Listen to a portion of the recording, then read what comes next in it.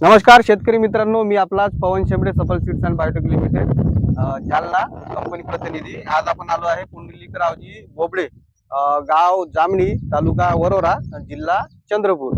आपल्यासोबत शेतकरी आहे आणि हा एक आपला सोयाबीनचा प्लॉट आहे, MSCS 1460 नवीन व्हरायटी आहे, केसाळ वाण आहे पांढऱ्या फुलाचं। आणि यावर्षी आपण काकाकडून जाणू किंवा यावर्षी अनेक प्रॉब्लेम आले, जर्मिनेशन प्रॉब्लेम आले अनेक कंपनीचे। तर या व्हरायटी मध्ये काकांना काय वाटलं त्याच्या आपण एक मनोगत घेऊया समजा। काका नमस्कार। नमस्कार. सर्व शेतकऱ्याला आपले पूर्ण नाव सांगा। माझं नाव पुंडलिक माणिकराव बोबडे आहे. गाव जामणी आहे, तालुका वरोरा, जिल्हा चंद्रपूर. मोबाईल नंबर सांगा एकदा। 75 17 90 36 68. तुम्हाला या वाणामध्ये सर्वात महत्वाचं, आता सगळे वाण जे प्रॉब्लेमॅटिक होते यावर्षी, जर्मिनेशनचे जे प्रॉब्लेम आले, तर त्या तुलनेत तुम्हाला ही व्हरायटी म्हणजे उगवण क्षमतेमध्ये कशी वाटली? चांगली आहे, एकदम बिलकुल 100% चांगली. 100% चांगली आहे। त्याच्यानंतर आता जे कंडिशन आहे, आता आपण पाहू शकतो, कॅमेरा समोर घ्या थोडा, जे फ्लावरिंग स्टेज आहे समजा, ते एक बुडापासून पूर्ण शेंड्यापर्यंत फ्लावरिंग चालू आहे आणि चलपत रूपांतरण होणं चालू आहे, चालू झालं, एक कन्वर्ट होऊन राहिलं फुलातलं रूपांतरण मध्ये।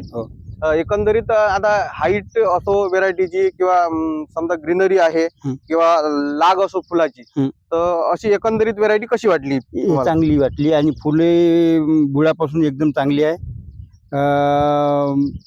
अशी मीडियम साईजची आहे, एकदम वाढत नाही आणि एकदम म्हणजे बुटकी पण नाही, मीडियम साईज चांगली आहे, पहिल्याच्या व्हेरायटीपेक्षा चांगली आहे. म्हणजे आतापर्यंत जे वाणा लावले समजा त्याच्यात तुम्ही समाधानी आहे या व्हेरायटी समाधानी. आणि यावर्षीचं आहे समजा सोयाबीनचे प्रॉब्लेम, त्यामध्ये पूर्ण समाधानी समाधानी.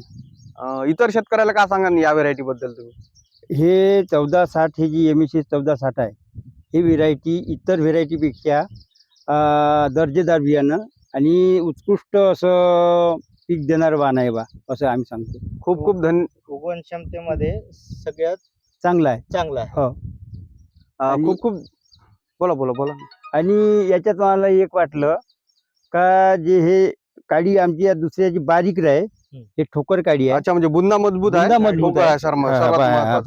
बुंदा मजबूत आहे आणि फुलं जे आहे हे गुच्छेल असल्यावानी आहे. गुच्छेल सेपरेट अशी शेंग नाही, शेंगाई तशीच पकडेल, ते गुच्छेल दिसेल तुम्हाला। शेंग त्याच्यानंतर याच्यात सर्वात मोठा एक प्रॉब्लेम आलेला दिसत आहे, कुठेही सोयाबीन पिवळपणा दिसत नाही, म्हणजे येलो मोजा त्याला सुद्धा हे नाही आहे, म्हणजे आणि प्रतिकार शक्ती याच्यात जास्त आहे.